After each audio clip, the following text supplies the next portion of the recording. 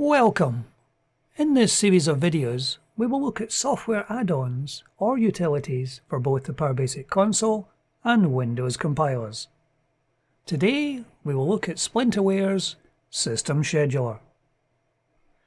Today, we're going to look at a particularly useful piece of software from Splinterware. This is the System Scheduler. While Windows itself does come with an inbuilt scheduling system, it can be slightly daunting for a new user. And Splinterware's solution to this was to create the System Scheduler, which is much more user-friendly and has some very nice features. It comes in two versions. There is a completely free version of System Scheduler, which is fully functional. However, if you decide to purchase the professional version, you do get some additional options which we'll be looking at today. The version of the System Scheduler I'm running on this machine is the professional version, which will run on your system as a service. This service starts immediately your machine boots up.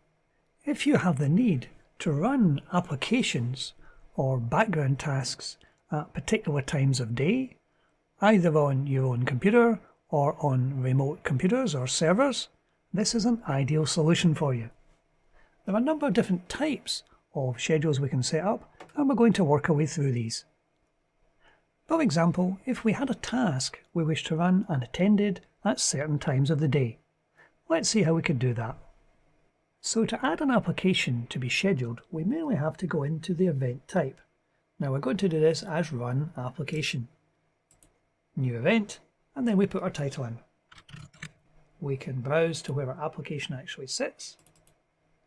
We can put any parameters in we actually require to be sent to this application, and we can enter in its working directory.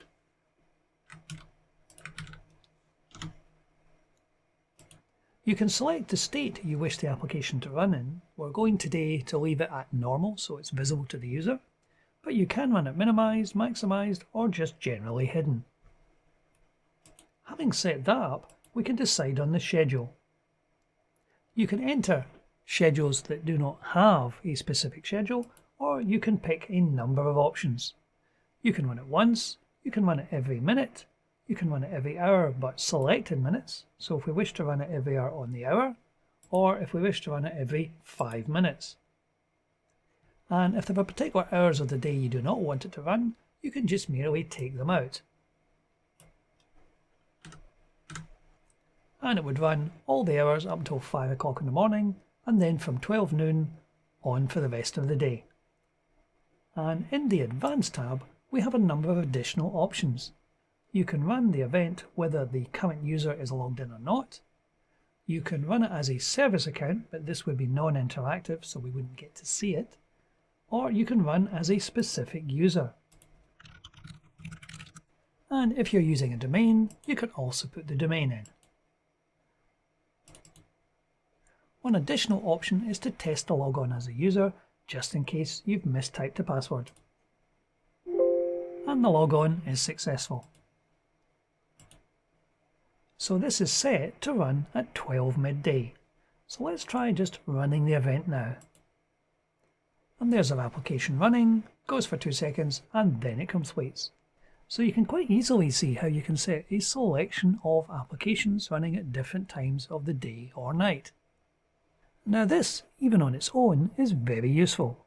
However, what if you need to run a selection of tasks sequentially, where the first task needs to complete before the second task kicks off?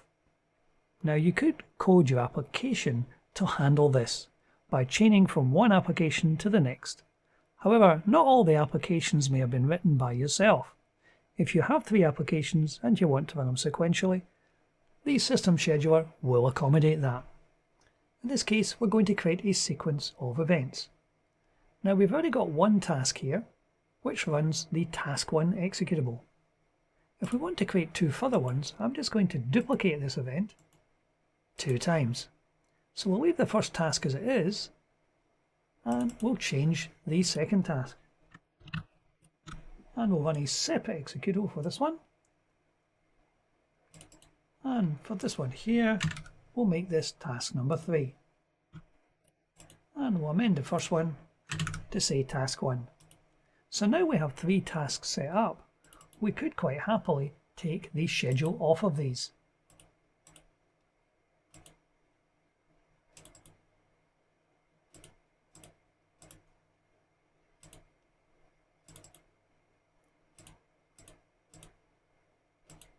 Now each of the tasks set up does not have a schedule, therefore it will not on its own actually execute. We can quite happily go down to the sequence of events and we're going to create a new sequence. And in here we can add an existing event. So we can add the first task and then we can add a command to wait for that particular previous event to finish working. And then we can add task number 2 and wait till that event closes, and then add task number 3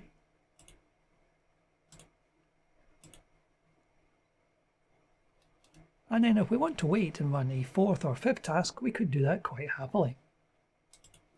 So if we save this now, we'll see that this sequence is now set up. We can of course schedule that sequence.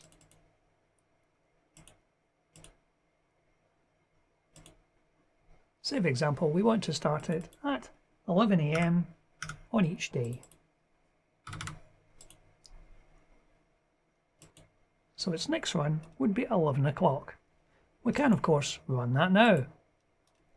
So the first instance will run, then the second, and finally the third. So we have now scheduled 3 independent tasks to run one after the other. Each task waiting for the previous task to actually complete before it begins. One of the other features the professional version will actually give you is the ability to send an email. And in here you can actually designate from whom the email gets sent, who the email is to be sent to, what the subject and the message are. You can even add in attachments.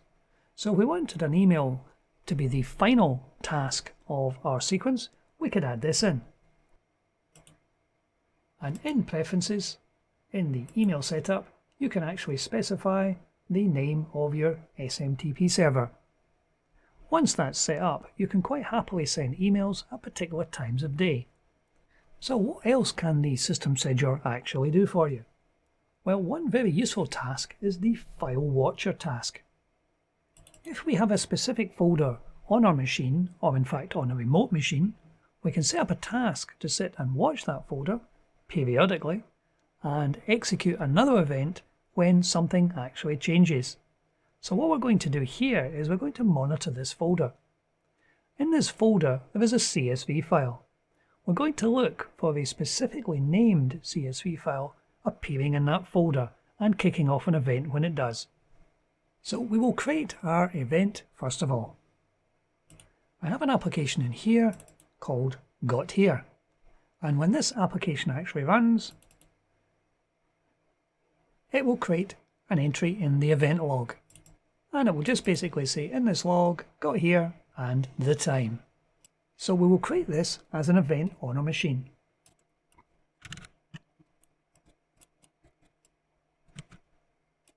And this application does not require a schedule because we're going to be creating a file watcher for this. This allows you to set up a scheduled task which will look in a specific folder either in your local machine or in some remote network for a specific file name. Here we have a folder to watch and we're going to monitor this folder for the creation of a specific file name. We're going to point this towards the folder that we wish to actually monitor.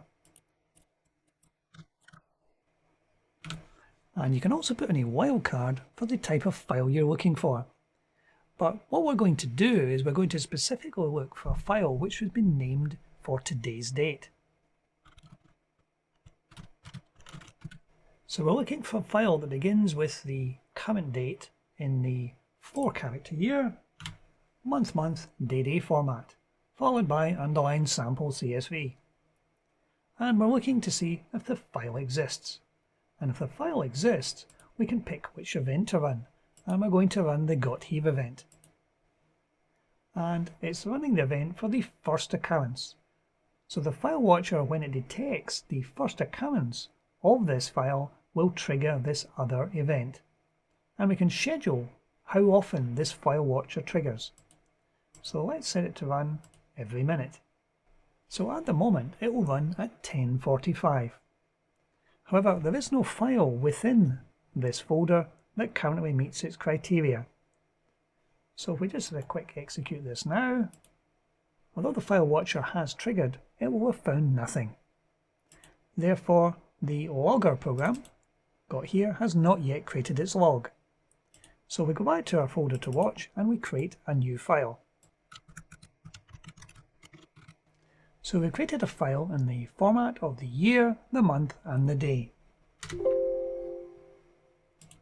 And we now have to wait for the schedule at 10:53.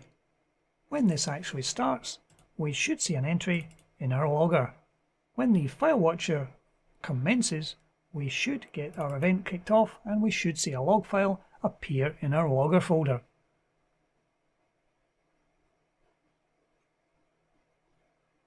And there's our application running, and there's our log. So we have successfully waited for a file to be created in a specific folder, named in a specific way, and our event log file has actually triggered to show that our application has actually run. This is very useful if you're waiting, for example, for a user to upload a file in a particular format to a particular location. So you can set your file watcher up to look for any specific file. So what else can our system scheduler actually do? So as well as looking for files appearing in a folder, you can use a process watcher. So you can monitor any of the processes currently running on your machine.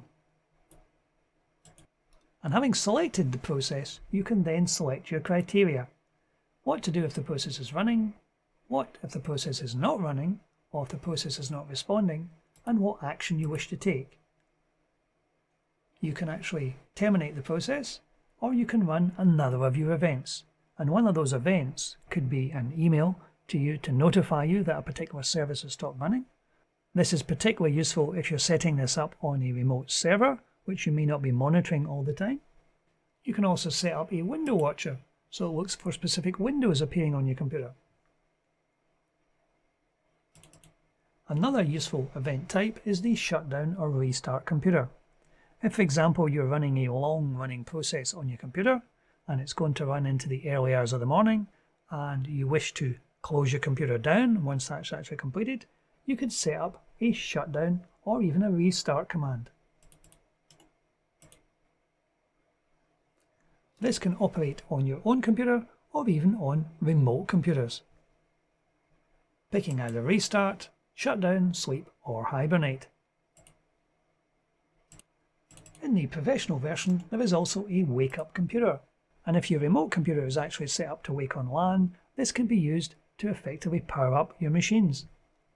And if you have a particularly complicated schedule you wish to actually execute, say for example you wanted the program to run every 5 minutes, but only between the hours of 5 and 6 p.m, then you can use the enable or disable event. Create your event normally, and then create one of these to effectively enable your event or disable your event on a schedule. So as you will see, this is a very useful and flexible system scheduler. There is even a pop-up reminder.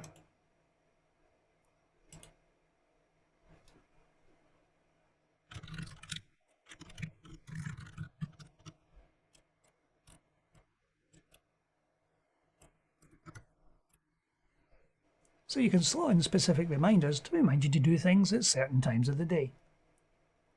What we've done here is a little pop-up which will appear in our action section that we have to have lunch. So you can set up a selection of pop-up reminders that will pop up on your screen to remind you to do things. And there it is.